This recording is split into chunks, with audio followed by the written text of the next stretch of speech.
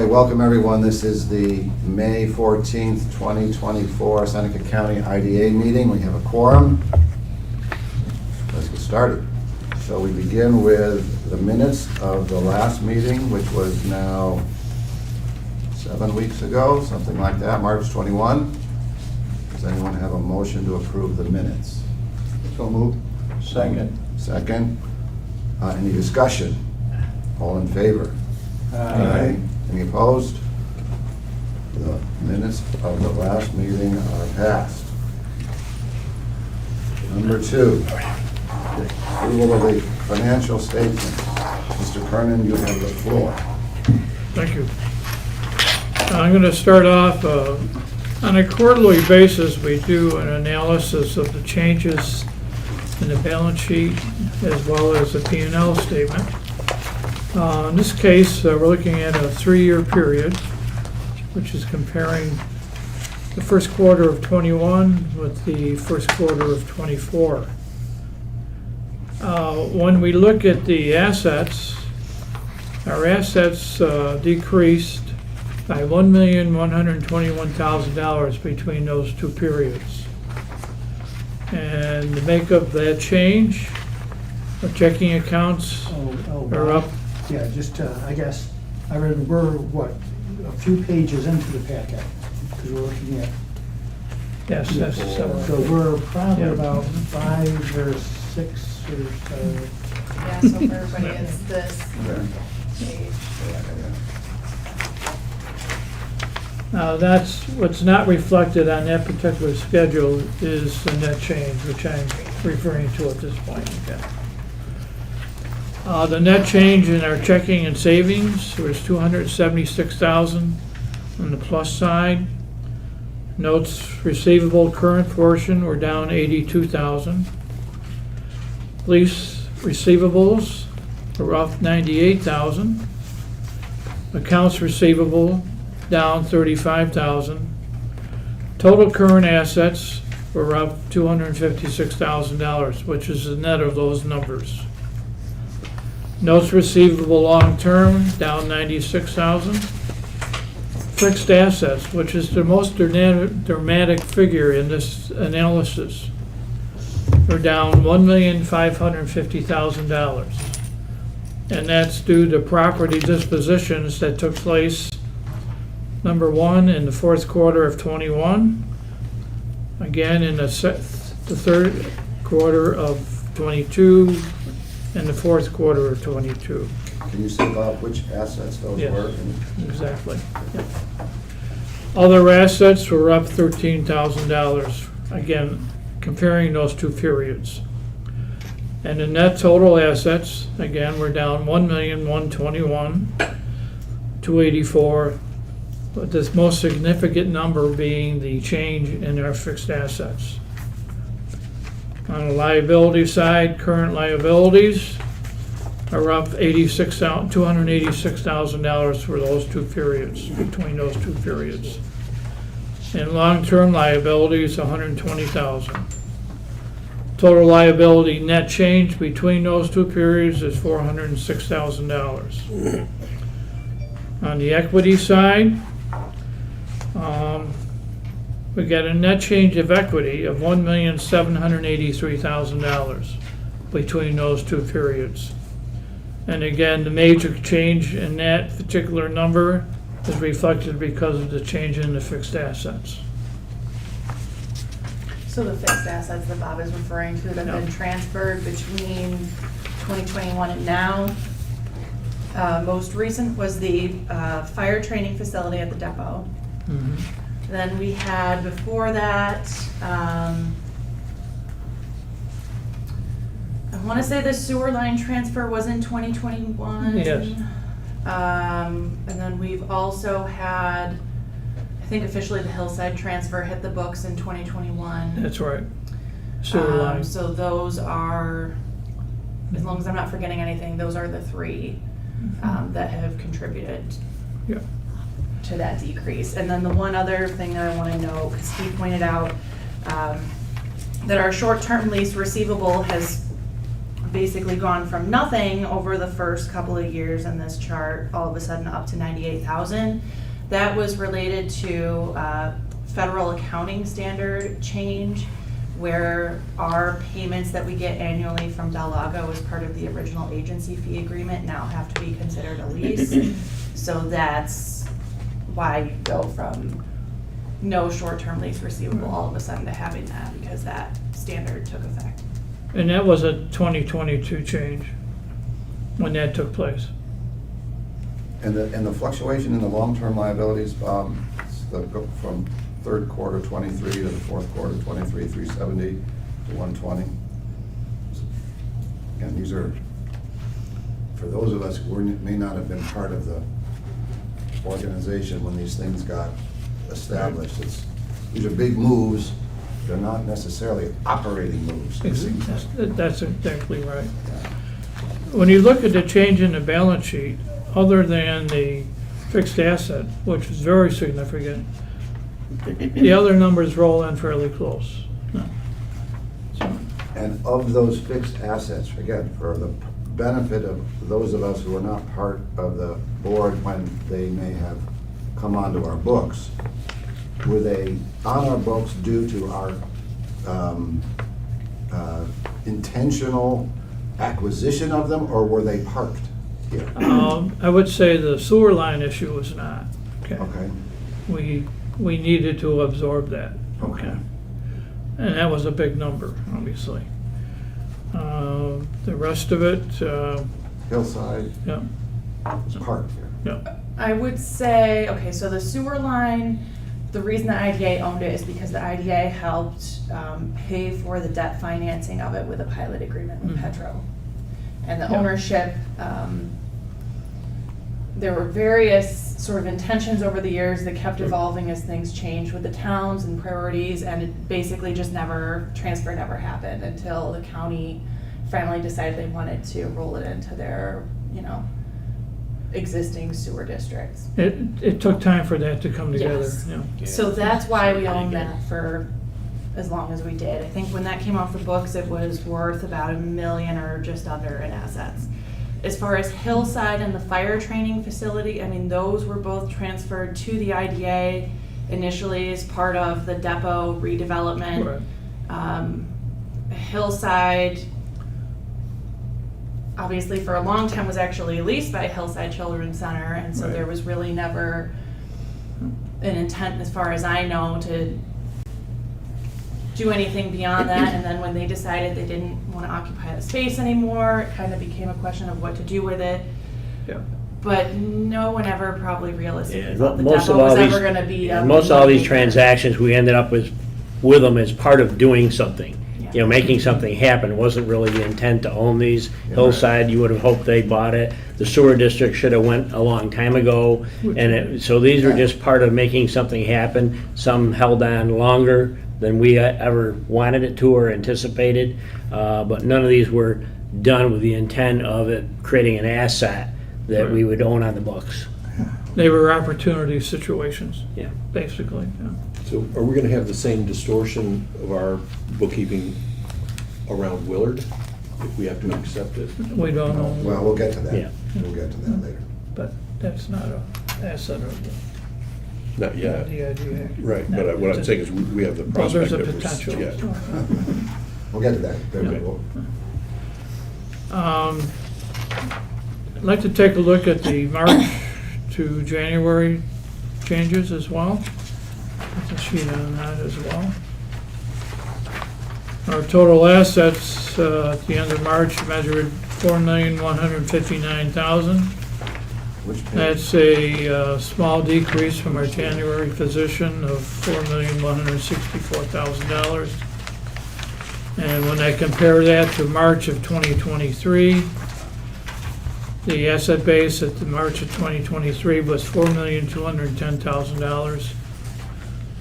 That's a net change of a minus $50,000 between those two periods. When I look at the P&L side of the picture, I think we're actually on This page. page has a March to March and a January comparison, a little further in. Our total income, ordinary income, at the end of March is about your $32,000. Ordinary expenses of $120,000, giving us a net ordinary income of minus $87,000. No, there were no other items in other or other expenses. And the net for the month through March was minus $87,000. Comparing that to our January totals, January number was a minus 47,000. So the net change between those two periods is a minus 39,000 in this case. When I look at March of 2023, our total revenues were 134,000, ordinary expenses of 117,000, giving us a net ordinary income of $16,000. There are no items in other income and no items in other expenses. And again, the bottom line through March of 2023 was $16,000. And the net difference between March of '24 and March of '23 is a $104,000 Negative. The agency fee. Negative. 23. Remember that? for those, 124? between those two periods.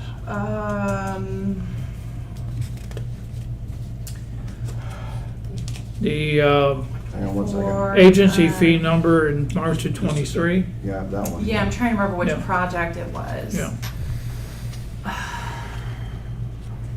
Was that home leasing? What was the amount? It was 124. Home leasing was 177, I believe, was agency. Some of that was, I believe, came through, there was one item for 100,000 in that time frame. The Keystone? It might have been Keystone. Keeps, yeah. Oh, gosh, I don't know. I Yeah. cannot, It's lumpy, honestly these are cannot lumpy, I mean, remember. the challenge is it's lumpy. I don't have the Yeah, finite. it's, unfortunately, the timing, I Yeah. think this was one, you know, because when we do final approvals, sometimes there are a fair amount of delays between that and when we actually close, which is when we get the agency fee. And I don't recall what project it would have been that was 124. It might have been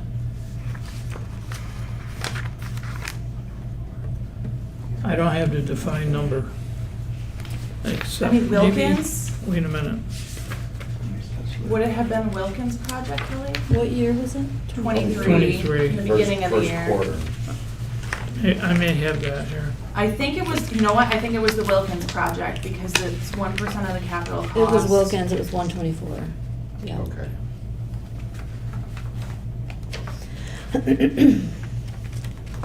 Thanks, Kelly, for Yep. confirming.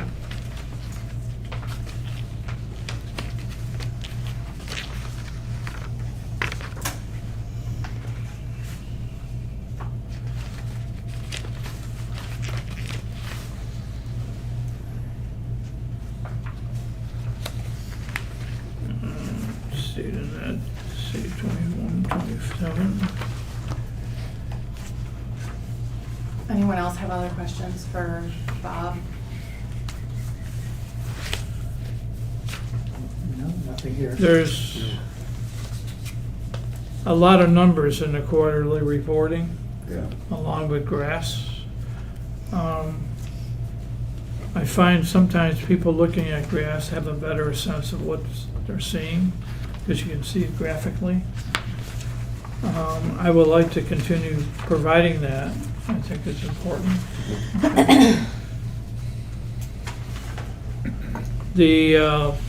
When we look at budget for '24, we're so early in the year, it's, at this point, The main thing that's in the budget is Trelina, is that not the case? yeah. And so do we know what Trelina's status is?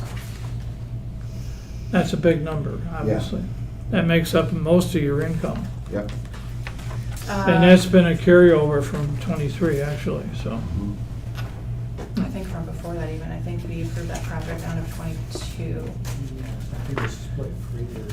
something. But Trulina, we don't really have any new updates. You don't have anything, Rob, on I that? don't, no. Last I knew, they were applying to NYSERDA for a new contract. I'm not sure what the status of that has been. But I hear rumblings through the grapevine that, contractors are being put in place and that kind of thing, as far as agreements. So with any luck, we're getting close.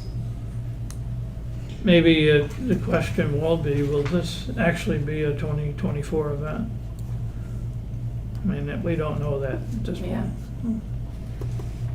point. We have the railroad improvement. That's gonna be this year, right?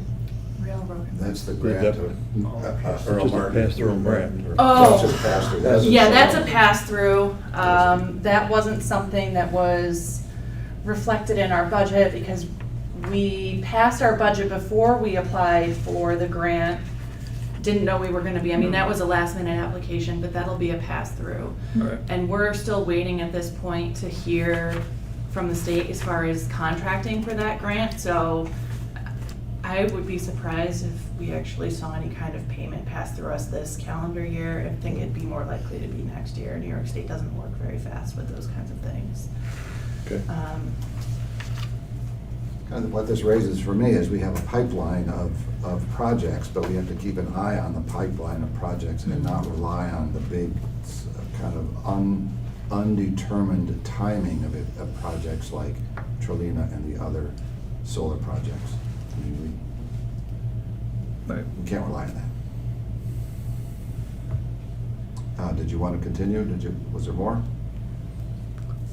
I have nothing else to offer at this point. Is there any questions? Well, just going forward, because we don't know what our income is with like Trulina, but we're looking at a lot of expense in decisions to make around this space right here. Mhm. So we may be stretching our budget pretty strongly this year going forward.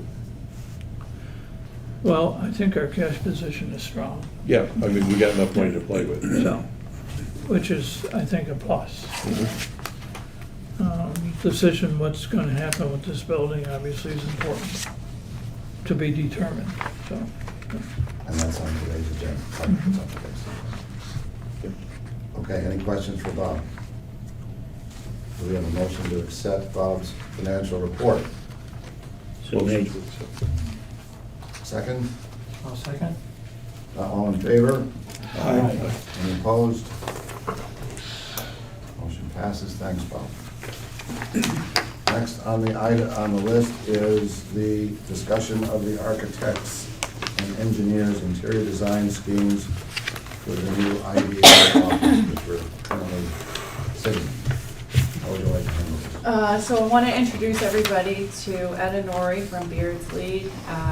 He's joined us today to answer questions you guys have, and I don't know if you want to actually start off with kind of talking through a little bit the designs that you came up with, or if you want me to do that, we can. So I could do it if you want. Okay, that would be great.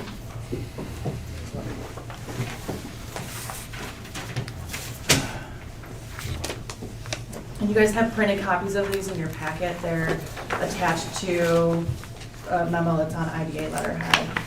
And I do have a few 11 by 17s if anybody wants a bigger cabinet. If I wouldn't run it overhead. Before you get started, why don't we just review a little bit the background here? Because we are contemplating becoming a landlord for part of this building. And so some of the design decisions we make now will or will not have a bearing on what kind of tenancy we can offer a potential tenant. So we estimated the operating cost of this building at about somewhere between $4,000 and $5,000 per month. And we want to be able to defray some of that by having a tenant in the building. The other thing we did ask Beardsley to look at was two plans, one which was a little bit more substantial private office plan, and the other was a more modest, less expensive layout. Do you have an idea, you say, build this and do it so you can have flexibility and rent it to somebody? Do we have a tenant that's actually gonna pay a going rate and it's gonna contribute to the operating cost? Are we contemplating doing this and giving it to somebody at a discount to accommodate something? Just to give me a You know, feeling. we've been waiting, I mean, the sort of the first, kind of almost the right of first refusal almost goes to the Chamber of Commerce. And Jeff is here. Yep. And so Jeff has got his own real estate plans and, Yep. which may or may not include us. We expect, though, that we'll get a fairly firm indication of the Chamber's likelihood of wanting this space or not. And as soon as we get that, we Yeah. then market it. Yeah, okay, and I'm not talking, are we doing something that's gonna make us a bunch of money? I'm just saying, are we gonna at least break even here and not The cost idea us is- money? Well, the idea is, that, we weren't Yeah. paying rent at the other building, so we're, Yeah. net, we're gonna be out. Well, we're gonna be out because of that to begin with. Yeah. I just didn't wanna add to that. Right, correct. Okay. That's the plan. Thank you. Okay. As mentioned, that we have two schemes. One is SK1, which this scheme comes up with offices next door. We have 3 offices and an open space. Relocating the entrance that goes into that office just so you have clear sight of the doors, because we know it's a little bit difficult to keep an eye on the door and you have people coming in and out. So we just kind of shifted that over, which gives us a little more storage space over in here and a nice open common area. I know there was discussion on the glass partitions. We had one layout that actually had just chipboard walls, but this one we put in glass partitions so it's a little more open, and we put windows, and each one of these offices has a window just to bring light into it. We thought that would be a little more inviting, and then with the glass partitions it just makes it feel a little more open and you're not all on top of each other. Just it does make it for a little nicer space, and it brings it up into the next century. And then we created over next door, we put 3 more offices for a tenant. And then there's another common space here, depending on who your client would be that would come in.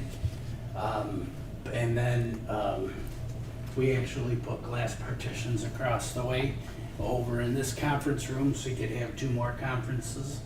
I don't know if the intent is to rent out conference space in the future either, but this at least breaks it up where you would still have 2 conference rooms here, and then you do have the other 2. I know you use this one, but it does, leave it open for that type of thing, which you potentially could make money. And then this other, And the total cost on that one, Ed? that one was, what were we, about 550,000, I believe? Hold on, let me. Right. Got it, so, 243. Yeah, so we actually sent to the board both options, the costing without the glass and then with the glass, and the different layouts to see kind of what people were thinking. The estimates came out very similar, I will say, between those options with drywall versus glass, but the main reason for that is in the first option, it was showing removal and replacement of the carpet in the IDA office, whereas if we were to keep the existing carpet and sort of patch spaces as needed, which we do have extra flooring tiles in the back, but also this carpeting is actually still made, you can still buy it. that would save us considerably, and so the reason that the two estimates were more or less the same is really because the glass partitions offset the cost of the carpet in the first one. And there is some work that, you know, the contractor could come in, put some kind of protection on the carpet, so we could save it. But if we get into a little more of the partition work, we want to be able to get down, and they'd have to cut the carpet. And then when we rework some of the mechanical, electrical, and plumbing above the ceilings, we could try to save the ceiling, but sometimes that just becomes more of a nuisance than anything else, and you don't want to, you know, beat up the ceiling and then have to reconstruct it and trying to get ductwork through it. So that's why we tried to do different options with the estimate to try to see how we can save some items and save money in doing this. One of the questions I have is, we're looking at enclosed offices here.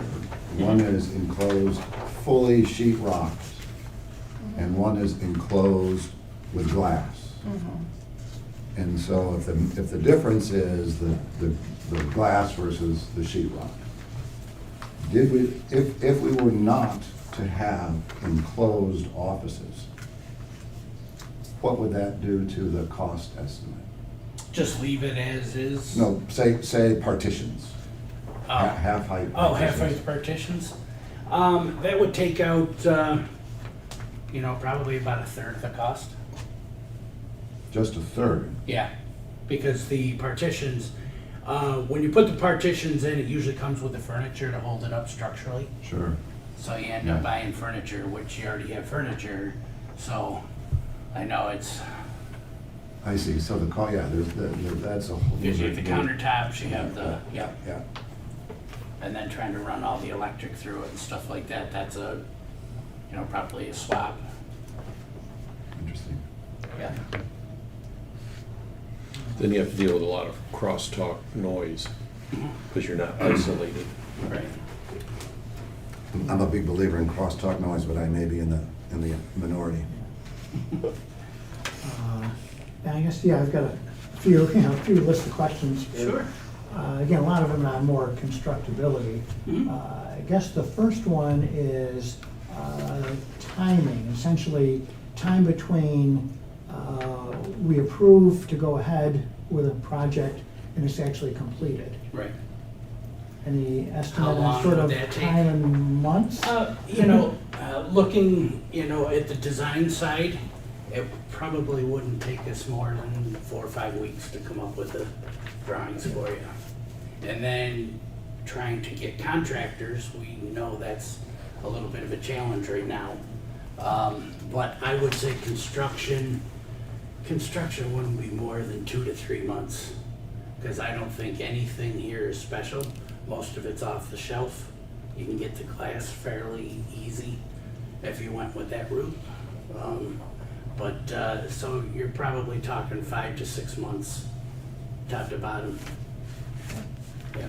Which lines up with the initial conversations that I had with Joe at Beardsley before we signed off on the contract, where it was sort of an estimate of, and it completely depends on how the board is feeling today as far as moving forward with something or not, but potentially if we did narrow it down to a design and a plan that the board wanted to move forward with and have construction documents done, you know, we could continue with the proposal with Beardsley, and have them work on that and essentially, you know, timeline willing, have construction done by the end of this year. Yeah. I mean, we're a full-service firm, so we have mechanical, electrical, plumbing all in-house. So, and that would be our next step to bring them. And just, you know, getting a feel for, you know, disruption, because obviously, you know, everyone in the IDA staff cannot be in that room at Right. that time. Right. So they'll have to be Moved sort into, of moved moved again. out and, you know, that type of thing. But Yeah. just, you know, how much of a disruption there. yeah. Well, with the fact that we're doing 2 spaces, do you fix one space over, move into that, while you fix the other space and then move back again? You could do that, yes, because we can set up a phasing for the contractor to do the work. Yeah, Plus, we have spaces that are obviously gonna be sort of untouched, more or less, during potential construction. I mean, this room, sort of the next room, unless we decide to go ahead and actually build out a permanent wall to make, you know, an official space for tenants, but, there are ways. We still work hybrid as well, so we work a couple days a week from home and could, you know, I think reasonably make do. I mean, obviously, there would be some disruption, but yeah. we would do our best to minimize that. You know, other question is sort of on, again, right now, we're not sure of the tenant area, who the tenant is, what it might look like. I mean, how much is there sort of a common utility, common work that could be potentially started, and we can delay is this a open or a multi-office, or Right. does that really need to be decided up front? Well, I think, and that's why we came up with the two different schemes. One that's just, like you said, open office space. And then the other one would be with partitions. Of course, the contractor would like to buy all those studs at the same time, so he'd have all his materials, and then you just keep going from one to the other. And that, you know, would save them a little bit of time, because they want to get in here and get out, and not, you know, take an extra month to do one versus the other. That does save some time there. But, you know, it really depends on who would move into that space and how you want to set it up for them. Yeah, no, I was just wondering, you know, between wiring, probably wiring depends and HVAC depends and everything depends on the final setup Yep, versus, yeah. yeah. Versus doing, you know, most of these, let's say, the utility work. Right. And then sort of phase two becomes, okay, we'll just throw some, making it sound easy, throw a few walls in or whatever and plug a few things in and. I mean, the partitions and everything, that goes fast, Yeah, but it's nice to have, like, the electrician's here, that he can go wire this room, then turn around and go wire the other room. You know, he's here. When you leave and come back, then it's well, I mean, additional cost. essentially wiring the other room. Yeah. You're wiring it, how you would wire it depends on what the tenant option would be. Right, It's not right. essentially Right. the same, so. I mean, they can run everything over there and dead it But off. still, Yeah, it doesn't save a lot. yeah, no, it doesn't. Okay. I mean, I would think, Steve, no matter who the tenant is, Yeah, you would want to wire in basic, the runs for the Yeah. Ethernet and, you know, all of that stuff, no matter what, and wherever you put them, Yeah. they just adapt to them, right? Yeah. Because But you're if gonna you're- have that anyway. yeah. I'm sort of just kind of thinking that really for all practical purposes, we need to decide, you know, looking at the cost adder to say, oh, let's go and do the IDA part. Mhm. And then when that's done, oh, let's go and then move the contractor with the design we decide maybe 2 months later. Mhm. It still, yeah, definitely adds costs, and I'm Mhm. sure the contractor isn't gonna be too thrilled. Right. Yep. Let's see, I don't know, anything else you see in terms of potential cost reduction, or is it, you know, it's a fairly straightforward project? Right. The one thing that I see is because we are getting to summer and you do have a lot of school work. So a lot of contractors will be busy and it's always hard to bid a project for summer construction when you're almost here. This would be almost better to, we get the design done, you do bid it, but have it in fall work. Yeah, that was another, And yeah, then question. that would save. What would be the season? That is the season, that's your sweet spot, that's, because everybody, the contractors are always looking to, wow, I can do the work in a dry space. And that does, and especially when you get to fall, you know, a lot of these guys have already bid their summer work, and they're not into the fall, where this would fall into that, and you would save money there. So, yeah, reasonably, whatever we decide would Yeah. probably, as you say, sort of start in the fall, do it like a fall, winter type. Yeah. actual construction. And that might give you time to find a tenant too. Yeah, I guess that's basically most of what I have here. Just as an added note here, this is a capital expenditure, so it becomes a balance sheet item to be amortized over time, no matter how you do this. Both options were 253,000. So there are a few different ways that these are costed out. So it's actually provided us, no, that's okay. It's a So little- he's provided us breakdowns of essentially Minimum of what 20. the various schemes are. Let's see, if we're talking just the glass, which is what's shown up here, just to kind of keep things simple. So total of scheme 1 is the first page that he showed, which is a 3-office layout in the IDA space, and then a 3-office build out in a tenant space with 2 additional conference rooms in the front. That total was $243,362. Scheme 2, which is up here, is a 4-office IDA build out, an open tenant space, and then the 2 conference rooms. That was $218,643, and then, you know, he's kindly provided sort of the breakdowns of the various rooms and pieces, so you could kind of combine them however you want and still get an approximation of what the cost would be. Because it can be the 4 IDA office along with the, you know, sort of mix and match. Yeah. Yeah. So it's just, need to go through and. Conference room run two with the IDA. Yeah, so the numbers are all here, you just have to. Yeah, it just depends on how you wanna plug and play them. Yeah. In the SK2, Yes. in the tenant space, are those file cabinets? I don't understand the symbolism. Yeah, I had file cabinets or, you know, it could be a table.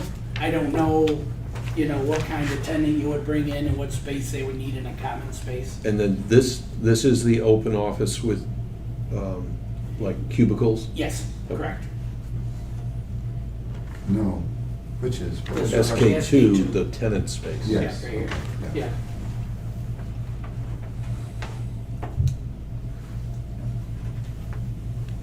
I mean, of course, this is easier to do. But you're saying the cost is The cost of furniture is, comparable? yes, yeah.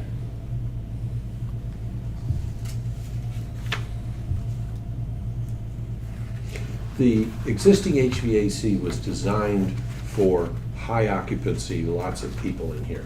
Correct. And we're going to a much lower occupancy. Is that gonna bother? No, no, It's staged so you can do much lower? yeah. Do the enclosed offices affect the HVAC configuration? No, we would just split up the ductwork. When it comes to, just split it up into the different spaces. Yeah, because there's enough room for the square footage, we would just divide it up a little bit. How old are these units? These were original. So 2000 is when this building was. So they're ready to be replaced. That's what I gotta get my mechanic, but I don't think so. I think they're still in good working order. Well, I'm considering actually going to heat pumps as opposed to gas-fired Oh, for the okay, heating side, okay. so. Yeah, no, we get, because I'll talk to my engineers and we'll get a good look at that, because that was our next step. Because really, if that is original equipment and you're looking at 24 years, those heat exchangers have got to be shot. Yeah. And I believe they've been maintained, but, and I know I have seen, they haven't done any work on them per se, but I know they've been popped. They've pulled them out and looked at them. I mean, Excellus was having very regular maintenance done on this building as a Yeah, but whole. it's just- But, yeah, I mean, It's just- you know much more about HVAC than I Yeah. do. 25 years. The air conditioning system, the side, can continue to run if you have good maintenance, but it's just simple wear that Yeah. the heat exchanger on the heating side is going to burn out. It just wears out, Yeah. especially at that age. Because I think typically they'll amortize them at 12 or 15 years. Yeah.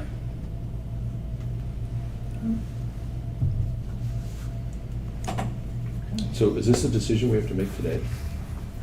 No, I mean, it's, you know, it's completely up to the board. Obviously, the sooner a decision is made, the sooner we can sort of move forward to the next step. But if folks are not comfortable with making a decision today, if everybody wants time to mull it over, then that's certainly, you know, your prerogative. I mean, I guess I would probably prefer to see if we're looking at, by the time we have our next meeting in June, at least a reasonable indication from the chamber. I'd love to sit here and say that's Yeah. possible, Steve, but there's a lot of different factors. I would think it's looking promising that we would have a good indication of Yeah. which way we're going, but I can't sit here and promise Yeah. that right now. So I would say, this board feels more comfortable moving forward.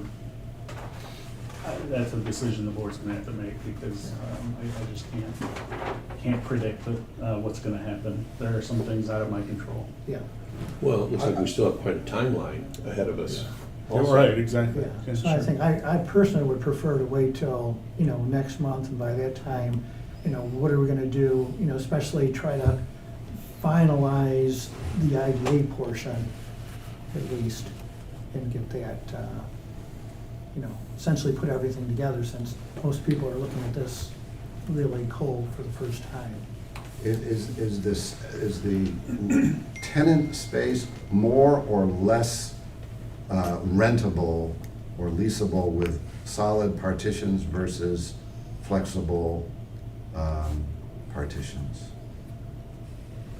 Because whoever the tenant may be is not Yeah. necessarily long-term. It could be 1, 2, 3 Yeah, years. I'd say it's gonna be dependent upon who you have, but certainly if you had no one and you had flexibility to move walls around and do things, you got a lot better chance of finding somebody than solid walls. I agree. wouldn't be putting solid walls up in a space that I didn't know who was going there and what they wanted. And for how long. I also, and I'm not sure where the whole group is, and obviously not putting you on the spot, Jeff. I think the idea of having the chamber here and the IDA would be a good thing. Now, if you said I have no idea and it might not ever happen, and frankly, I don't think it will, then we have no reason to do that. If you thought it was a good potential and we're saying, hey, I'm still pursuing it, can't guarantee it will happen, but I'm pursuing it, I would probably drag our feet a little bit. But if you, said, I think the tendency is it not to happen, now, I don't know between you guys, the space you need, the space we need, and how that all lays out, I don't know. But having the two in one place, I think is a good thing. I mean, if I'm just speaking off of having the chamber as the tenant here, so we have 5 staff members, right? 3 offices and a big common area wouldn't work for us, but you do have other spaces here, like you have those other 2 conference that presumably could be turned into an office down in the bottom. I guess it's, Oh, yeah, the conference. at that point, it would be a matter of what does the IDA, how much encroachment does the IDA want on the, in terms of the footprint of the chamber versus, are you trying to keep the tenant all in that backspace? Right. And the question I would have, if you have 5, Yeah, when we laid this out, it's very comfortable, because these offices are, one of them is almost 14 by 14, and the other one is 10 by 15. So we could easily break up, the space into a Yeah. little bit smaller, office space, because it is big. yeah. Well, So there are other options. It doesn't mean that, putting 3 offices in Right. there Oh, of is- course. So we could easily Yeah. maneuver that if that's what you're looking for. Yeah. We could come up with a scheme that would do that. and do we need 2 conference rooms?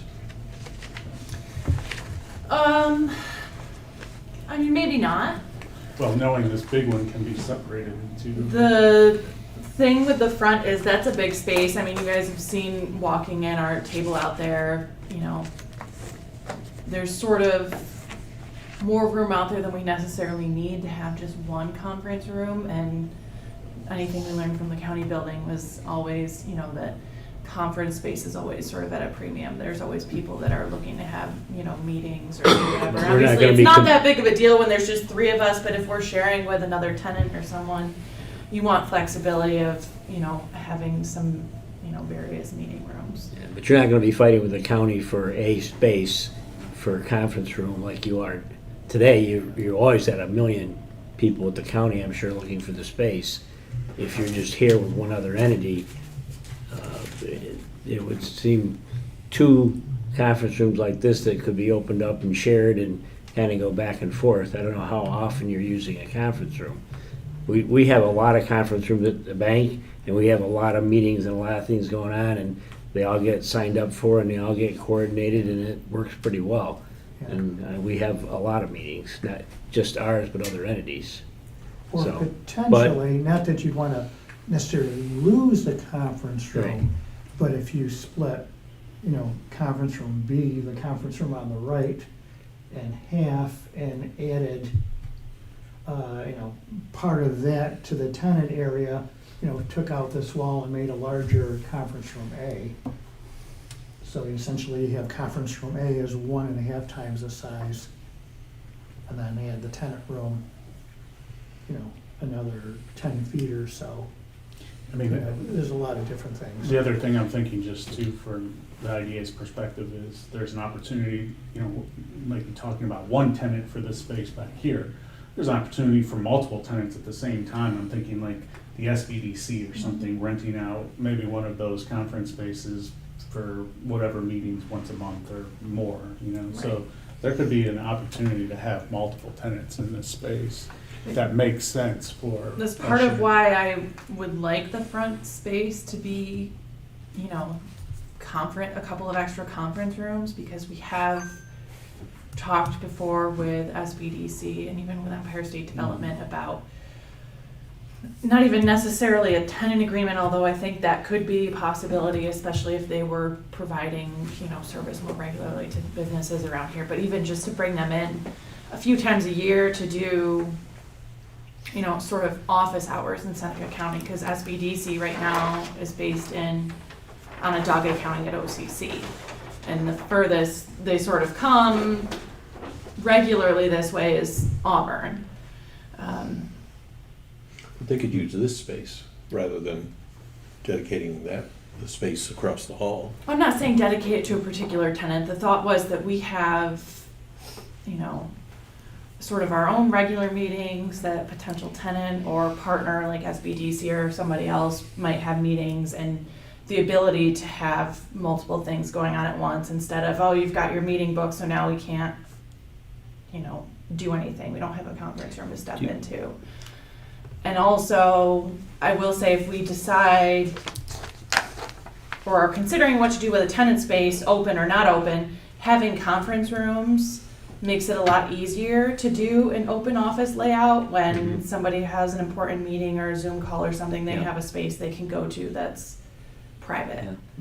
This building is what? Is it foundation around it? It's slab on grade? What is it? Slab on grade. Slab on grade, foundation. okay. I don't know, we're getting way ahead in there, I am. I think it's great to have a facility where you have some flexibility and you have space. Our office in Penn Yan, we have a couple good-sized conference rooms. We had over 145 meetings in that office that had nothing to do with the bank last year. It's people sign up for it. The branch manager manages that for the appropriate tenants. Now, I admit we're probably a little bit more. Somebody would be more likely to want to do that because we don't charge anything.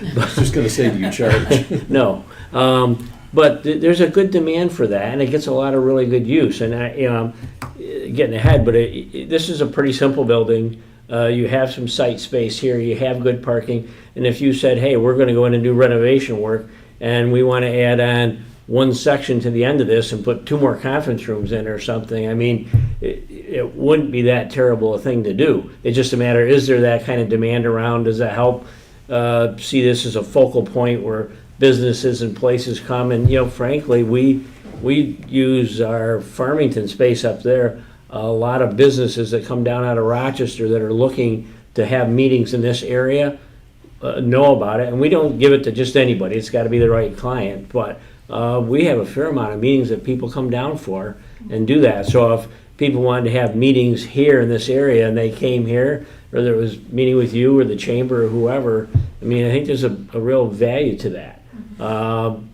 But again, maybe getting ahead of it, but it isn't like we're renovating a 3-story building and trying to figure out how to do something with it. This is slab on grade. You go out, you put another couple conference rooms on the end of it.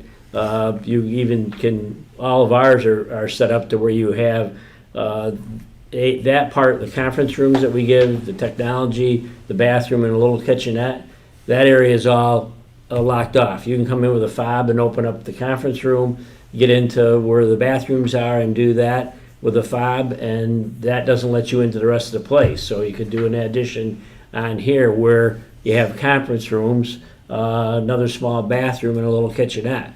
But that would be only if that idea worked to attract people to come here and have meetings here.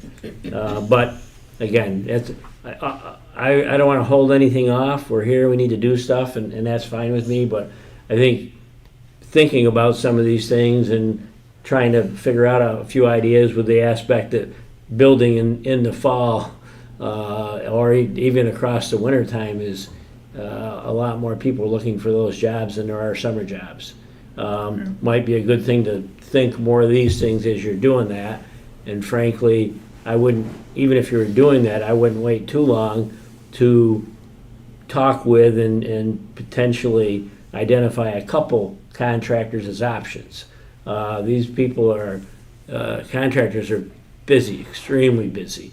And getting good ones, and I have no favored one here and one I'm promoting, but to get good contractors today, they're busy. And, I'd be getting somebody lined up sooner than later. At least having the talks, the type of project you're talking about, and I always feel, figure out what you want to do, but just be close before that end is up. I always find it's pretty good to have that or one or two contractors talk with the architects and talk about how they're going to build it and what you think how things should be built, and they'll give you some pretty good ideas between them and the architect talking about what should you do with insulation, what should you do with ceilings and construction techniques. We always found that to be beneficial. Now, would we have to bid this under Wick's law? Or would we have to, is it private money that you could have a preferred? Yeah, you would know better than me. I don't, our jobs are I all didn't know private. okay. So it's easy for me to Right. say how I would do it, but Because it's you public may. money, it may have to be Wick's law. No. No. So we would not, we don't have any state grants or anything, and I don't anticipate Yeah, that I we suppose would if have you any went out which and got would a trigger grant or that kind of stuff. Okay. The So- IDA is sort of in that weird semi-public, Yeah. semi-private. Yep. I mean, we have our own procurement policies we'd have to follow as far as, the competitive bidding process, Mhm. but, that's pretty much it. I mean, it's a lot easier if you can just have a preferred bidders list of 3 or 4 instead of putting it out on the street. Mhm. And then, because that does add some complication to it, but we still have to follow all the laws. Would there need to be any financing associated with this, or do you anticipate? No. Right, but I mean, you wouldn't think we would need to secure What's that now? financing for this. No. I mean, No. based on our cash Cash on position's hand, we strong. would be, Yeah, but we would be fine. I would just remind you that this cash is accumulated here, it's been accumulated over quite a period of Yes. time. Which it has. And as I think you said, or somebody, or Sarah, maybe, I mean, we're only as good as our last big job. And so some years you have a pretty fair amount come in and it's going really well, other times it doesn't. We've also sold and moved a lot of assets off our books that generated cash, and so I wouldn't be in a big hurry to do it. But and my only reason I would end up, if you borrowed any, I'd probably go beat a couple banks up and say it's a great thing, and a couple went in here and did this at a real low rate and helped the IDA out. But is that, maybe that might make the difference if you had some potential tenants out there that could be the right type of entities to come down and use this. I don't know if there's any grants for that type of thing, so if you could get a grant that would help you with the fact it's not just for you, it's also a thing that's with the community and outside entities to come here and have a place to meet, if there's any funding. But if you could get some way that also, you saw a good financial something that was kind of paying for itself, and you borrowed some money and kept some of your cash flow and cash reserves aside, I don't think that's a bad thing. I wouldn't sit here and borrow every penny it is, but I wouldn't see anything wrong with keeping some cash and borrowing some money. And I say that a little bit of tongue in cheek, but I would think if you went to a couple banks here and said, this is kind of where things are at and rates are at, would you give us kind of an advantageous rate to help make this community thing work? If there was a couple things going with it. On that same score, I mean, the county has a plan to create a local development corporation. They're gonna need space. I mean, we ought to approach them as a tenant, and they may also be willing to kick in a little bit. And that'll put that'll put just feet to the fire. Yeah. So, Not that I don't enjoy that. just to continue some of the conversation about a conference center is, what is do we have a right of way to use the parking lot of the hotel next door? How do we get here? Yeah. I mean, There's a right of way over I there. haven't read the right of way, but my understanding is there is a right of way. It's always been here. Yeah, there's a I've never read there's an it. easement over the parking lot. What about signage? Is that something that we What's would that? have the ability to do? Signage? I can't remember about Off that. I the- think that there is, The road.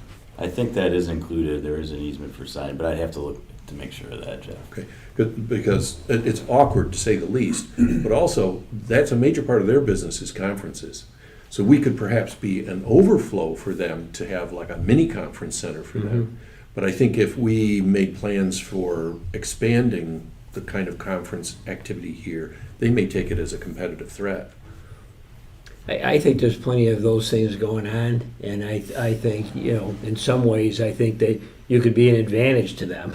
If Yeah, they're well, that's what having I'm saying. We could conferences be and an things. overflow. And quite a few times you actually take bigger conferences, a lot of our bigger conferences and conventions, they're split up. You may have in a group dealing with one issue, and for half of the day session, they come over here and they're in a separate location. And the main group is over here, and the ability to kind of split a few up works well. Frankly, you wouldn't think that, but we get a fair amount of demand, and again, we don't charge, so it's a different world. We get a fair amount of businesses that, they're not huge, but they're pretty good size, and they want to go have a strategy session or bring somebody in to do something, and they just want to get away from their own place. So it doesn't have to be somebody coming down out of Rochester. It could be, your winery, and you want to have a small conference there or a meeting with staff. You want to have people come in for some reason, and the whole idea may be crazy, but it just seems that one of the negatives of being here is you're kind of off by yourself. Most people don't even know it exists. It'd be nice to kind of have it seen more as a focal point to come to. If it was an IDA, if it was a chamber, if it was some conferences, to get people thinking of this as a place to come to, and hopefully that would include other outside entities that might come here and give the IA a chance to meet with them and talk with them. Just in the last week, we've had 3 groups use our barn for Yeah. small groups. They just call us up and say, can we use the space? Again, we don't charge. They come in. They're there a couple hours, Yeah. and I'll be true for you. You'd have I no don't, idea. I don't know where they come from or how they found Yeah. us. We're not advertising for that, but No, and we aren't either, but you'd be shocked how many good entities come and use our places to do this, and invariably, I bet 70% of them say, now what do we owe you when they're all done? Yeah. We go, you don't owe us anything, but I think you could easily charge some kind of a fee for that. And again, depending on, is it a business that was gonna come down here and they were meeting people from Syracuse and Rochester, and they're companies that may be very appropriate, and they're glad to pay something. Or it may be, your small business that wants to come down for a couple hours, and you may decide not to. So if that all complicates it too much and forget about it, that's fine. I just, you'd be shocked how many people use our facilities to do that. They treat them very well, they appreciate it, and it's, lots of times it's some pretty impressive people that come down and meet. At a meeting with a developer yesterday, I think you all would have loved to have met. And, it would have been fine if they came here, but, they heard that the bank lets that happen sometimes, and they use one of our bigger conference rooms, and impressive people. Yeah. But, I mean, we just had two groups from Hobart William Smith, some Yeah. of the upper people, and then we had Yeah. Bed and Breakfast Association. Yeah. from the And bigger ones. truthfully, you would think the Hobart, which we have a very good connection with, you could go there and use a lot of their places. They're packed all the time. Yeah, It's hard to get a spot there. We'll get them now and then, because somebody will do us a favor, but it's hard to ever get into their areas. But, At some point, we're going to need Enough to said. rename this something besides the Excellus building. And so in light of positioning this along those lines, that might have a bearing on how we actually name and promote the fact that we're here. Signage and also economic development center, something along those lines. It's a, Do we really have room enough to add on? How big is the lot? Well, that's about a That's, you're thinking ahead on doing that, Yeah. but Say do it's a we really have the half-acre room? lot, I think. I think between, what you have the space already, so you don't have to meet some requirement of having a size lot. Your lot's big enough, so the extra space you have, I think you could put up a addition here pretty easily. And frankly, footprints. to that side of it, doesn't the county own the land next to us this way? I believe so. So I would think that you could, if you did the right type of thing, and you had to get the county to work with you a little bit on some of that, or even a driveway through there for additional parking or whatever. So, and that could go back and forth with your idea of maybe the county would want to use some space. Yeah, I think we're a long ways off, if at Yeah. all, from Well- doing additional exterior build out on this place, Yeah. but maybe something to Yeah, aspire I don't to think it's at that some crazy, but that's me. Could be an option for the future. Yeah. Well, and I guess part of it was, I think it's good to think through some of this a little bit more than pick an exact design today and do it. Now, if the space isn't working out for you and there's a reason you gotta do it right away, that's something else, but I would think it'd be something I'd think through a little bit more. No, that's fine. I mean, somewhat selfishly, the three of us are, we're doing okay, although there are times when it would be nice to have, the office walls for phone calls and things like Mhm. that. But the building right now is big enough that we can get away from each other and do that when we need to, so. Everybody grab a conference room. Pretty much. So, we're okay to wait a little bit while Yeah. everybody kind of mulls over the options I- and decides how they And want to it proceed. goes back to, does the IDA want to be a conference center or a development agency? Yeah, and I don't think, it kind of has to be one or the other, and I don't think it has to be that big of a, it's not a big thing for us to have the people that come into our facility, and we're not putting on conferences for, 50 people. We're doing it with, 5 to 50. But it's the same reason we do it with the ones we do. It's the right people. It's the same reason you do it. I think it's the right people that have an opportunity to meet. True.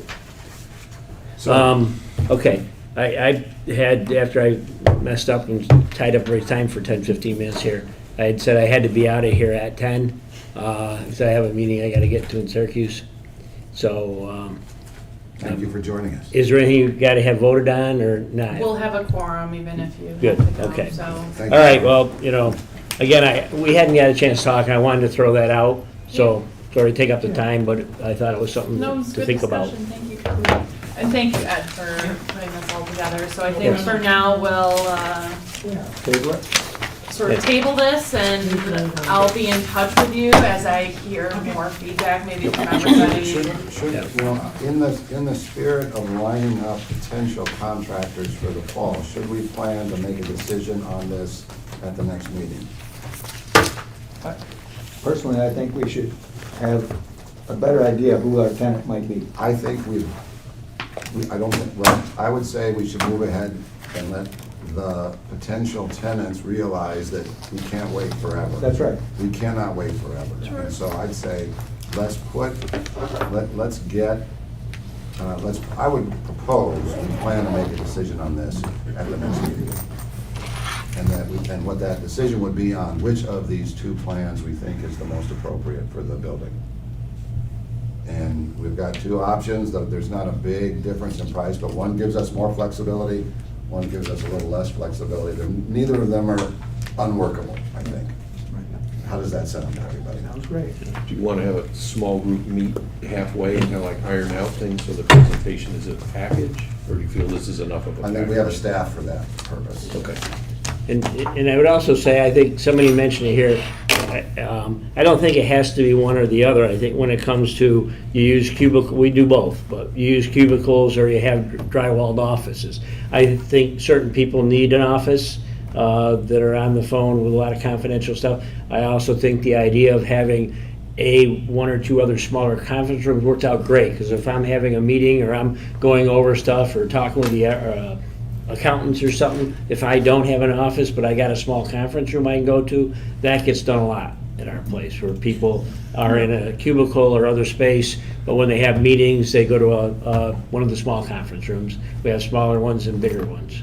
We have the same in our office Yeah, too. yep. I would just say, listen, regardless if it's the chamber or not, I mean, it very might not be the chamber, and that's fine. You move on with another tenant. But in the scenario that you've got up there, where you've laid it all out, you've got the glass walls in place there, one of our board members was presenting the idea of these portable soundproof walls that go floor to ceiling, that are not, bolted in, or I don't know how they're affixed, but they're not permanent. They're not a permanent structure, right? In the scenario that you've presented, what would prevent us from putting those in place?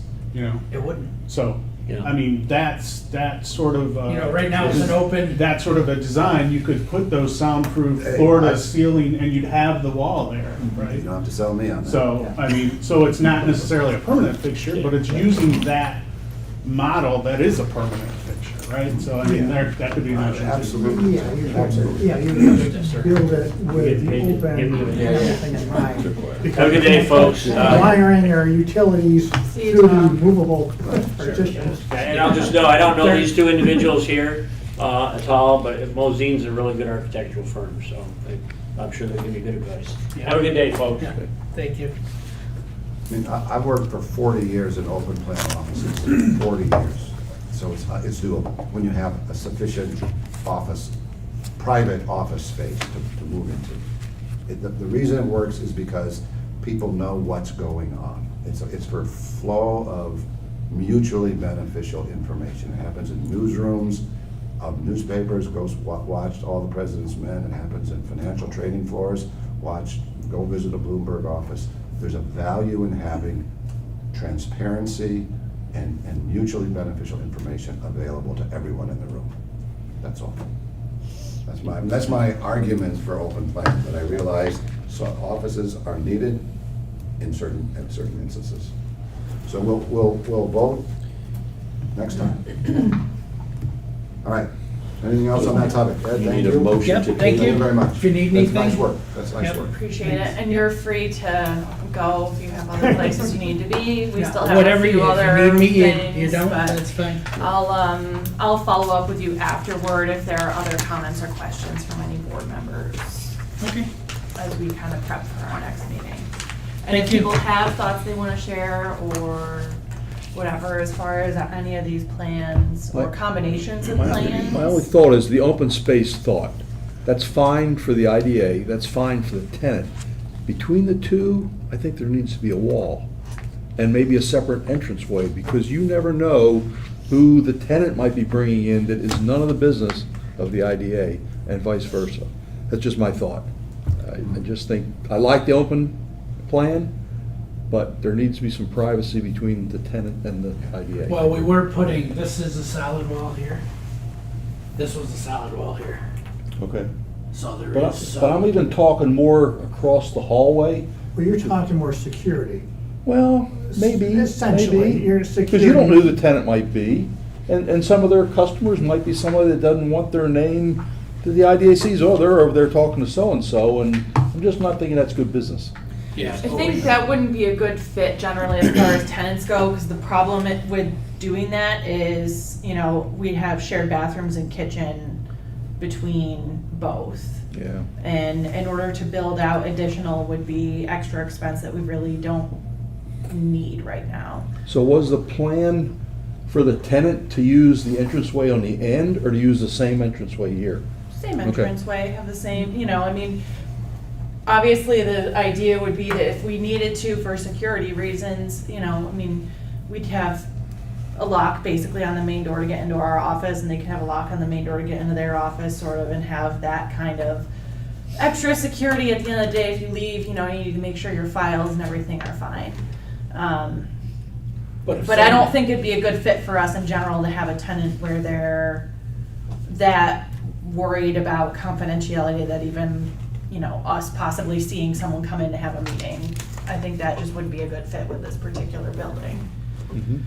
But this is an exit in case they have to come out. There is a door over there, Yeah. Yeah.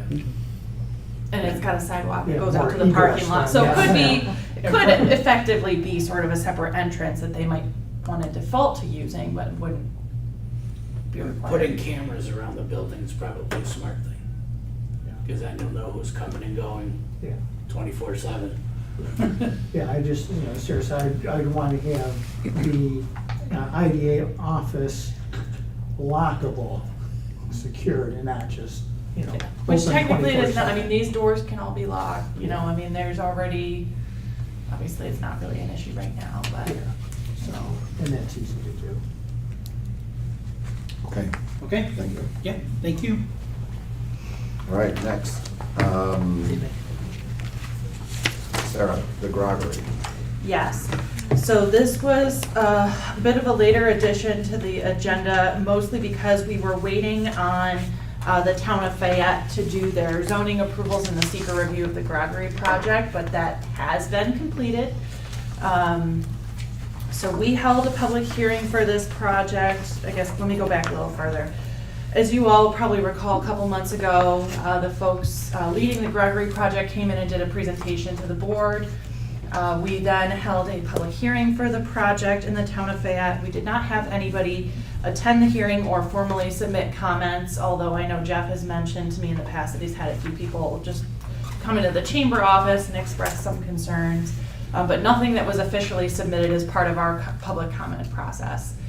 So you had in your packets copies of the final resolution of the seeker, and then I believe as well the public hearing minutes. Just again, as a reminder, the Gregory project, they're proposing turning the old restaurant in the hamlet of Fayette into 6-unit apartment building with a small commercial retail sort of flex space.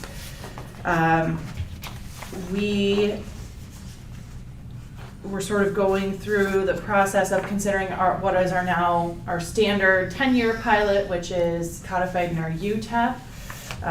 So we did the cost benefit analysis and everything for that, just as a refresher. The estimated total pilot payments for this project with that agreement are about $190,000, with an estimated property tax exemption of about $75,000 and a sales tax exemption of $28,000. The cost benefit analysis came back with $18.60 of benefit to the community for every $1 in incentives offered under this project. Obviously, the town has approved the zoning that was necessary. The seeker came back with with a negative declaration, no significant impact. Question, have we reviewed the pilot with the tax assessor for that town? So the assessor, per the meeting that you and I had earlier this year with the assessor did provide me an estimate of the value of this project upon completion, which is what I used to model the pilot payments and the estimated exemption. So more or less, yes. So we're following the spirit of that meeting, Yes. okay? And I don't recall offhand what the estimated value came in. I mean, obviously that's subject to things being built the way that they were in the drawings that were submitted to us and to the assessor at the time. But yes, theoretically, And that assessor is Phil Griswold. Jim Clear. Okay, questions? on this. It's a housing project. The county is very seriously in need of significant housing. We modified the bylaws, UTEP, to include housing as a permitted activity for the IDA to become involved in. So this is sort of number one of maybe several to going forward. And technically, housing was always permitted before. We called it out more specifically because of the priority that it's become in Seneca County and New York State in particular, and also to call out specifically, so the UTEP, let me backtrack again. So we've had inquiries in the past from housing developers. The types of projects that the IDA historically has done have been either mixed use, so where there's commercial component, which this does fall under that, or housing like the Huntington Apartments where it was an adaptive reuse of a building. We've also been approached in the past by folks that have existing apartments that just want to do a renovation or seeking a pilot and have always turned those down. And the reason being that this board at the time was pretty clear that they were interested in only certain types of housing, again, and sort of essentially generating new housing units, not necessarily rehabbing what's existing. So the UTEP, when that was amended, was specifically called out that in order to be eligible for incentives, the project had to have net new housing units added. And so this obviously meets that requirement. It was a restaurant before, they're now adding 6 housing units, which is why it is eligible for IDA incentives. Whereas if a project were to approach us, hypothetically, let's say there was a 10-unit apartment building, someone wanted to renovate, and they approached us for incentives, unless they were adding additional new units, it would not be eligible for an IDA project. Just to clarify that. So Sarah mentioned there was no one at the public hearing that spoke out against this project, but I did have several people come to the chamber. So I feel responsible to bring those concerns to all of you, that they were opposed to an inducement package for this type of project. I guess you had sort of glanced over a couple of those questions, Sarah, so I'm just going to ask you a couple more. Mm-hmm. Has the IDA approved, rejected or denied previous housing apartment projects like similar to this? Not to my knowledge, once we've had a formal application. There have been some that have approached me since I've been here over the past 4 years, and I've said, that's not the type of project that we can do or that our board would consider. And those are the renovation ones, but those don't even get to an application phase. So the best of my knowledge, at least during my history here, we've never denied one once an application is submitted. There was sort of a pre-screening. Yeah. I'm not sure before my time, Kelly or Steve, maybe Yeah, I can think speak better. prior to was never considered. Yeah. It was just off our list. Bruce, you had mentioned early on, and I guess I'm just posing this question. When we modified the UTEP procedures, did the county and or states, it's a different world we're living in now than maybe a couple of years ago, right? So did the emergency declaration of the housing have an impact on that? Yes. Would that be fair to say? Yeah, so we didn't do the amendment on the UTEP until after the county housing needs assessment was already done. All of those things were technically in place. The emergency had already been declared. And then specifically with the UTEP, that document, before it was fully approved by this board, was sent for comment to each town, each village, each school district, and the county leadership as well for comment. Nothing was received back from any of those groups in regards to that piece. Since then, we've had a supervisor reach out with comments on the UTEP, but not related to the housing piece. That's on the solar piece, which is a discussion maybe for another day. But that's, but no, nothing related to specifically the housing provision in there. Jeff, what were the concerns that you were approached with? Several, and I'm kind of these questions have been trying to get the point out, but they did not feel that was an appropriate use of taxpayer inducement money on a housing project that hadn't been, in their opinion, hadn't been in the past. So why is it now? They felt, and I don't want to put words in their mouth because I don't know if it would be a rehab or they would be adding new, but they kind of felt that if they had approached with a similar project and were denied, then that would be grounds for discrimination, right? Okay. So they wanted to make sure that they had a problem with the fairness, I guess, across the board. So they didn't object to the project, but just the funding. They objected to the fact that there would be an IDA involvement in an apartment building project. Okay.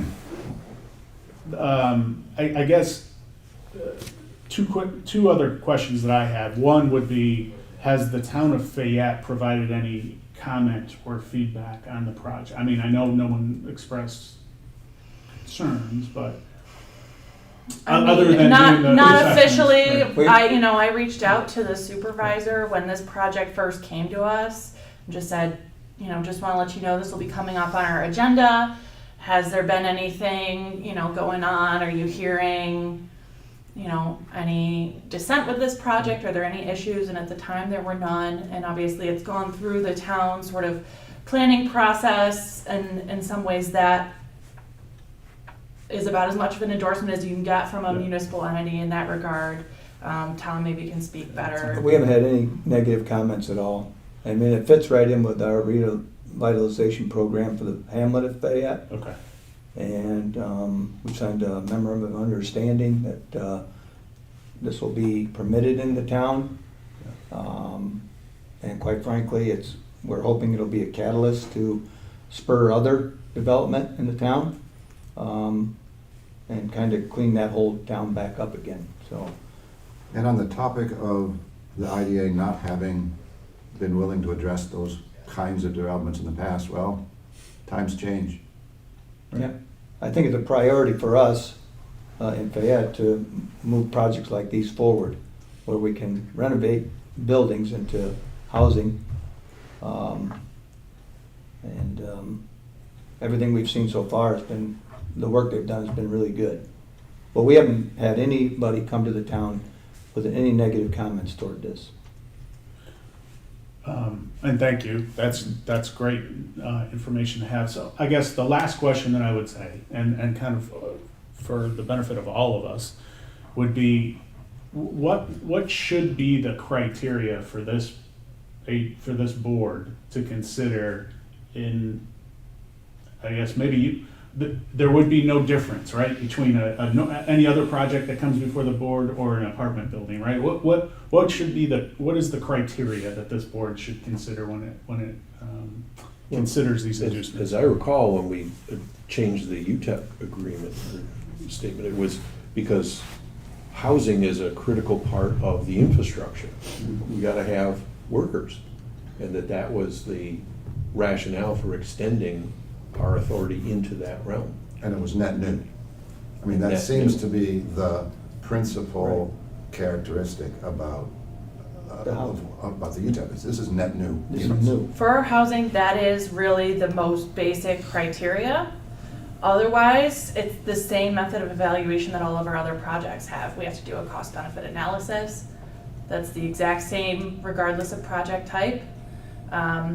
Obviously, every IDA does one. We come back with number as far as what the benefit is per dollar of incentives.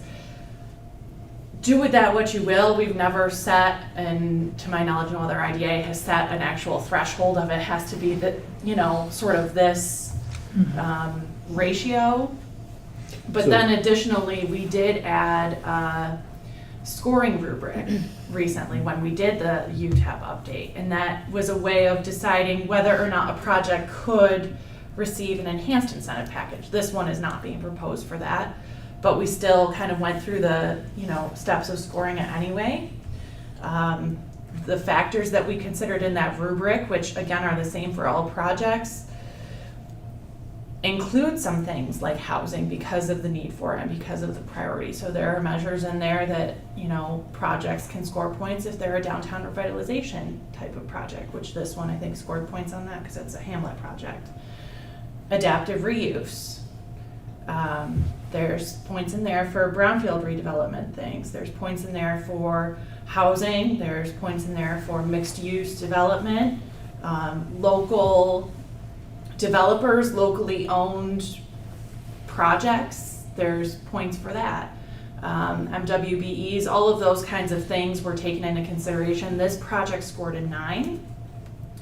The Out of- threshold, I'm not sure what the max is, but the threshold in order to be potentially considered for an enhanced incentive package would be a 10. So scored fairly well, right around the same lines as some of our other recent projects did. I think Wilkins RV was a 9. Best Made Products, which is the boat dock manufacturing, I think was a 9. So there are, you know, there are sort of different factors that we can use, and obviously that scoring is gonna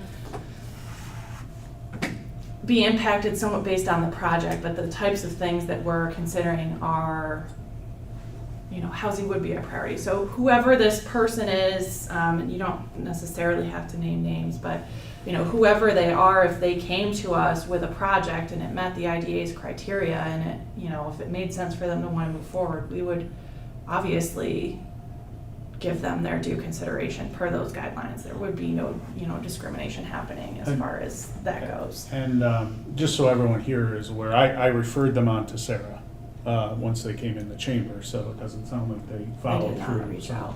I don't know if that says something, if they changed their mind or what, but just, again, just wanted to bring up the concerns. Sure. You know, 'cause, I think it's important to look at Fayette too, because that building proved it would not work as a restaurant. There was at least 3 people, I think it was, that had tried restaurants in it. It was for sale for at least 2 years, so nobody was gonna buy it as a private residence.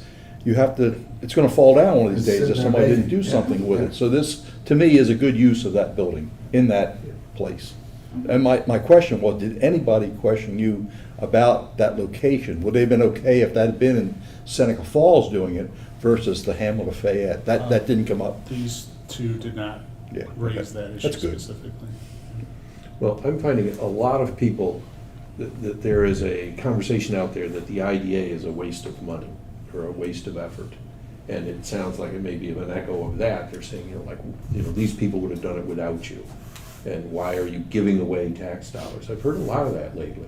So, And Ben, I think there's a fair amount. I mean, recalling back to that conversation, I do think that was, you know, part of that overall thought process, right? Mhm. The IDA is for these businesses that would leave and do something otherwhere if not for this package, this inducement, or, you know, is that the best use of taxpayer dollars to subsidize, you know, in a probably not a good word, but you know, incentivize an apartment housing, right, Yeah. development. well, in truth, that's the decision that falls to us as a board. It's what Bruce wrote up in his, you know, I'd like to get a copy of that, by the way, of that description of the mission of the IDA.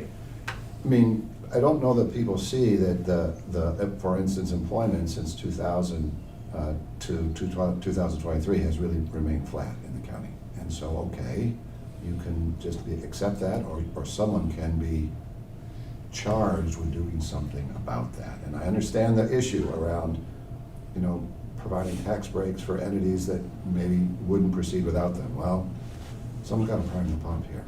I mean, I really, again, I hear it. You know, I've been on both sides of this, but I think someone has to prime the pump. I think the other thing to note is if incentives weren't needed for housing, if IDA incentives weren't needed for it, we wouldn't have a housing problem in Seneca County right now. You would see developers building, you know, new apartment buildings, rehabbing buildings, you know, housing subdivisions, all of those things. You would see that activity happening, and the fact of the matter is, it's not. Right. There's very little housing development happening unless it's really being pushed from sort of all angles, from the land bank and all these other, you know, entities that are out there doing this work. And a guy, Jeff, at the county, Joe McGrath, who is really, really savvy when it comes to the dynamics in the housing market. He's taught me a lot. And I would say an hour with Joe is well worth the time on housing in general. Yeah, he was saying at one of our meetings that when he looked at the numbers, he says he understood why contractors wouldn't want to do that, developers, because there's no money in it unless you Materials incentivize costs, it. labor costs exceed the value of what they can actually sell it for. Right, the business model doesn't work. It doesn't work. And you can make it work if it's a $750,000 home in a development in Pittsburgh or Farmington or someplace, but you can't make it work in Fayette or other places in Seneca County because of materials and labor costs right now. 'Cause it's- But also, people in Seneca County can't afford a $750,000 home. Of course, right, exactly. You know, you might be able to make that work, but the Not- market not- here no, won't. And so that we're kind of becoming a player in that world. And we ought to, I really do want to say, Joe has got a real depth of understanding around what's going on here. He really does. And we could all benefit from his insight. Other comments? Okay, shall we, do we have a motion to? Make a motion to accept this. Second? Second. Ellie, we have a roll call vote here. Mr. Brusso? Yes. Mr. Brownell? Yes. Mr. Guthrie? Yes. Mr. Bruce Murray? Yes. Mr. Tom Murray? Yes. Mr. Shipley? Yes. Mr. Lot? Yes. Mr. Keim and Mr. Kircher, absent, motion carried. Okay, thank you. Sarah, bylaws. Yep, so this is a pretty simple thing, but typically we update our policies at the end of the year. But one thing I noticed when we were going through them this last November and December was that our bylaws specifically called out what our office address was for whatever reason. Obviously, we've moved, so that necessitates just a quick update in the bylaws to reflect the new address. That's the only change that was made. It's the red line on the first page. Easy enough. Is there a motion to accept this change? Motion. Second. Any comments, discussion? All in favor? Aye. Any opposed? Motion carried. Next, Jeff, you're on. Chamber update. Okay, so we are right now working on some analyses from the solar eclipse marketing. Obviously, very big event, probably didn't have the gusto that probably some people were hoping for in terms of the cloud coverage that day. But we are working on an analytic that is hopefully measuring the visitation that we saw to the area to compare it to the advertising effort that we did put out from the Tourism Promotion Agency stand of things. We did a pretty extensive digital marketing campaign to the area, driving traffic to the area in the month of March and early April before the event. So we're hoping to get this research document back to kind of show us what the ROI was from those efforts. But just from the majority of the properties that responded to the chamber itself, they reported 2.5 to 3 times higher visitation volume than the same period the previous year. So we think that's a good indication of what we can expect to find, and also the early results are the exact places that we were targeting for these advertisements are exactly where people were being reported as their customers coming from. So preliminary, it shows very good. So we're pretty excited to get that back. The Chamber of Commerce hosted the Red Devon World Congress a few weeks ago, a couple weeks ago. Really interesting crowd. There were people from Australia, from the UK. It was pretty incredible. We hosted them at People's Park. On their way down, they were touring Seneca County, and they actually went to a working farm here that they learned about the milk production process from those Red Devons, the cattle. So It was a really interesting group. We were happy to host them, partly host them in our community. That was a couple weeks ago. One Seneca continues to be a really strong community forum, and I would definitely encourage all of you, if you have the ability, to join us for a session or two. These are every Thursday for a half hour from 10 to 10:30. A lot of great information sharing, and a great way for our community to come together and sort of understand what's happening, the interconnectedness of the IDA, the chamber, the county, and a host of other partners on that. So really encourage you to do that. For the call-in number, please call our office, Sarah at the IDA, and they can pass that on to you. And then just a couple of upcoming events that I wanted to make sure people here were aware of. We're hosting the Hobie Bass Fishing Tournament for the second year in a row on Cayuga Lake. And this is a very, very well-organized event. They are professional kayak fisher persons.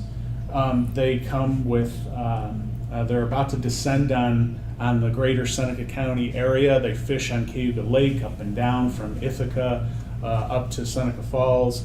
They are coming at the beginning of June. They had a substantial economic impact last year. That was the first year we brought them here, and we brought them back, and they were happy to come back. So we are facilitating that again. And then in July, Cycle to Erie is an event that we annually host. It's a group of around 600 to 700 people that bike ride from Albany down to, or from Buffalo down through Albany, following the Erie Canal.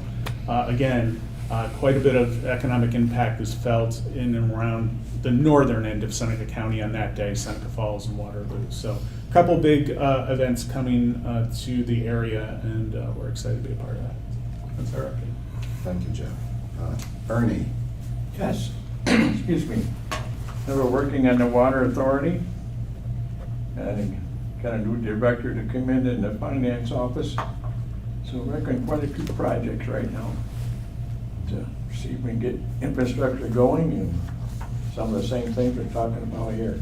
At Grove Seneca, we're gonna start the second half. We use a scoring system also to get that. That's gone over good the first half. Some haven't completed some stuff yet, so they're not getting their check until they do. But that's been authorized then for additional Yep. funding? Okay. Yep. Good to know. It means Who's we'll the be able to finance help promote director? those Pardon? Who's the new finance applications. director? I can't remember what his name was, or her name, so Okay, they'll be doing it tonight at the meeting and Okay. going over stuff, okay? all right, yep. Questions for Ernie? Okay, Sarah, you're on. Okay, so the quarterly report was in everybody's packets. Obviously, the first thing we talked about in here was the office move. We're now in.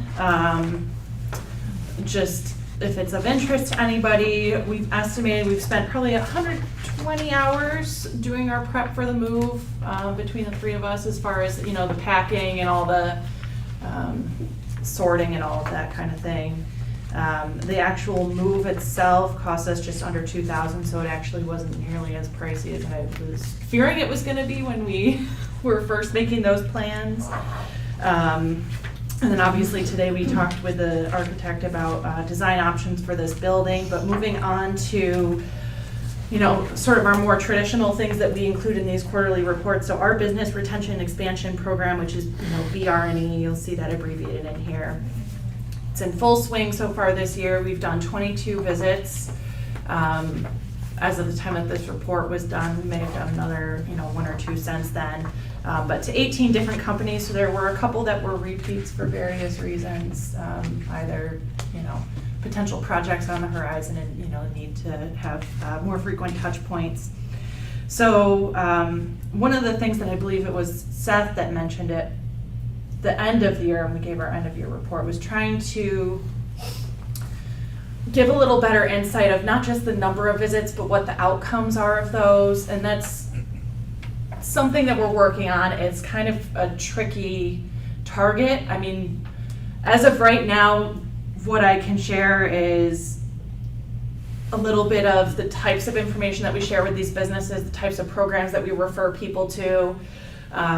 Sometimes they come back through us if they're interested in applying for something, and sometimes they don't. Oftentimes, I think, you share this information and then it's not always the right timing, or they're just not following up and taking advantage of some of these things. But, we're sharing information on our incentives and loans, state incentives and grants that are available, especially around, CFA time, the Excelsior Jobs Tax Credit, those types of programs.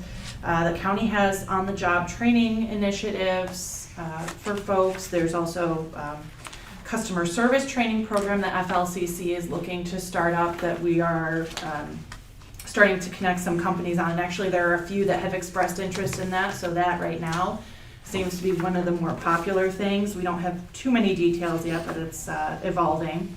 Marketing grants and resources, energy rebates, business counseling services are some of the things that we're referring people to regularly.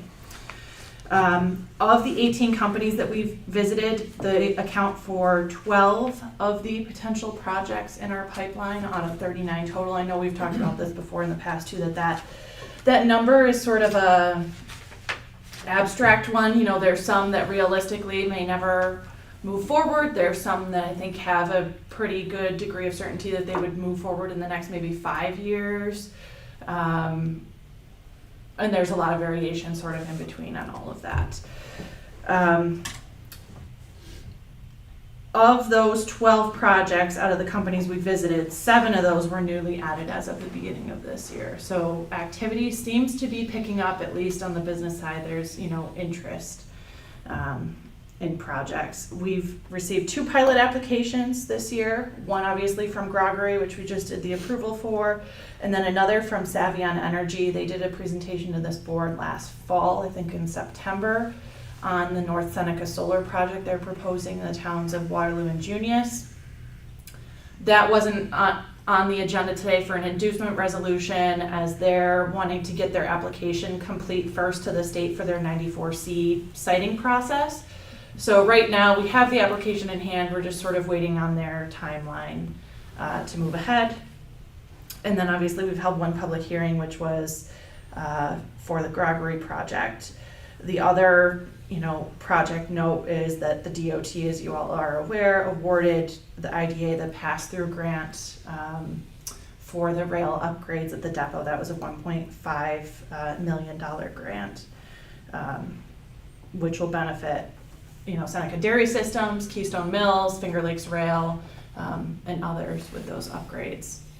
So those are the highlights. And then just as a refresher as well, we set out at the beginning of the year what our sort of quantitative goals are in terms of projects closed and business visits made. And so business visits, our goal for the year end is 65. Last year we surpassed that. We're well on our way to achieving that already this year. And then the goal as far as projects is 5 final resolutions. And for our purposes, I don't think the grant really, I don't think we would count that toward that goal. It would be 5, outside of that. So we're partially there now with the Gregory project, but definitely want to see, more project flow as we get further into the year. So those are kind of the highlights. Questions or comments?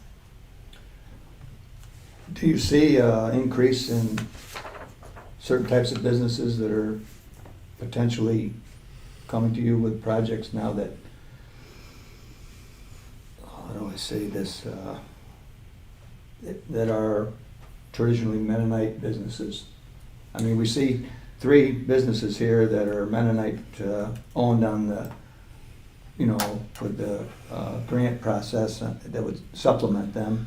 No, aside from these, no. Mhm. We're not seeing any increased traffic from Mennonite businesses. I don't think they would go that way.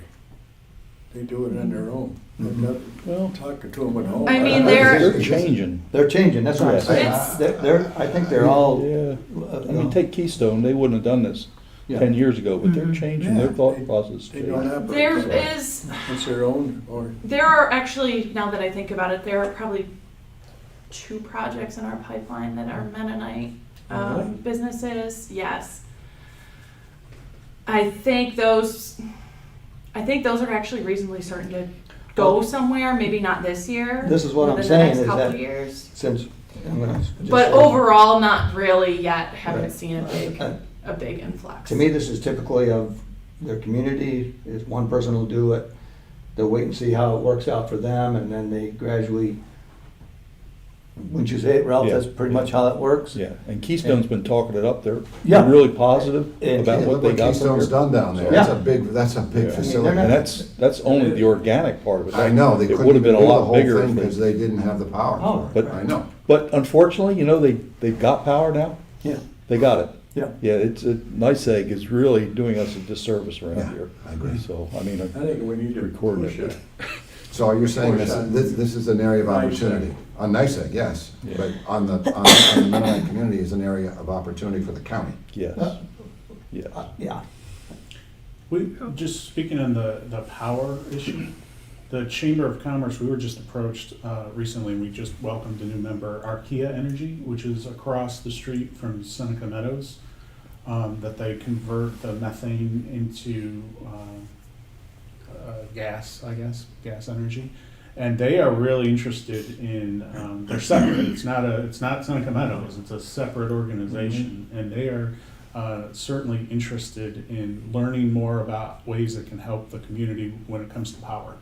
And so we've started sending them on to Sarah and others to talk to, but it's just one opportunity to keep in mind when we're talking about our power issues, because I hear that a lot, Yeah, the power. it's true. Our grid is very low. This is what, with the solar stuff coming in, none of that goes in our grid. I think something should be done about that. They sell it all. Nothing goes in the local grid. There are companies that have expressed interest in Seneca County generally in doing what is referred to as microgrid type projects, where they're essentially generating the energy locally and then distributing it locally.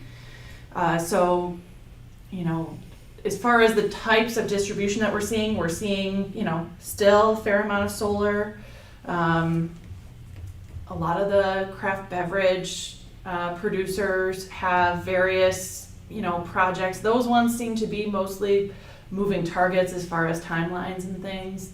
But, there are kind of others that are in the works that are maybe a little bit different than that, but the majority of it is, solar sort of craft beverage manufacturing or hospitality. One benefit of following this pipeline is to look back at the financial statements that Bob reported and showing one and no other estimate of what possibly could come in with a dollar value to it could be really helpful, so that we know all this is great, but then what is the cumulative dollar value should they all close, and then what is remaining, what's standing between those deals today and those deals closing, and are we in a position to influence that? Yeah, and I think we've done that a couple of times over the past in our reports, so I can make a note maybe for the next one to try to quantify some of that. That would be great.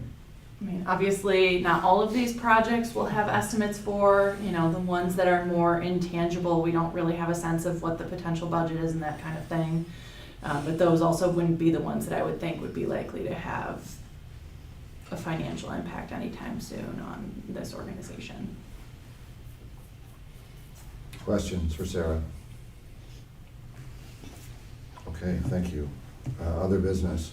I think the only other, Sarah mentioned this earlier, we did receive a note from one of the supervisors, in this case from the town of Tyre, with the subject is solar projects and the IDA's sort of undifferentiated support for every solar project that comes down the pipeline. And so I think in the future, I guess the question here is, would this project proceed were it not for an IDA incentive? I think there's going to be a discussion, there's good reason for us to have a discussion around this topic in the future.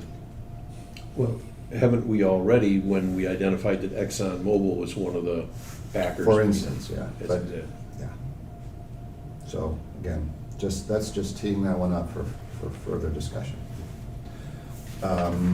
We do have a reason to go into executive session. So I request a motion to enter into executive this session for discussion on the proposed acquisition, sale, or lease of real property where publicity could substantially affect the value thereof. A motion, please.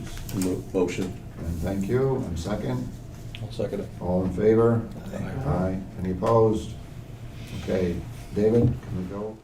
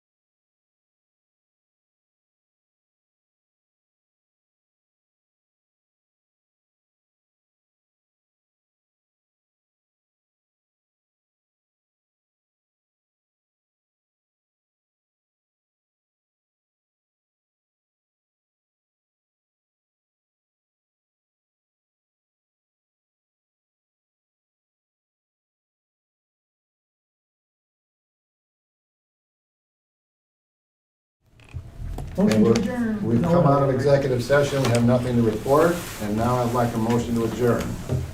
So move. I'll second. All in favor? Aye. Thank you all very much.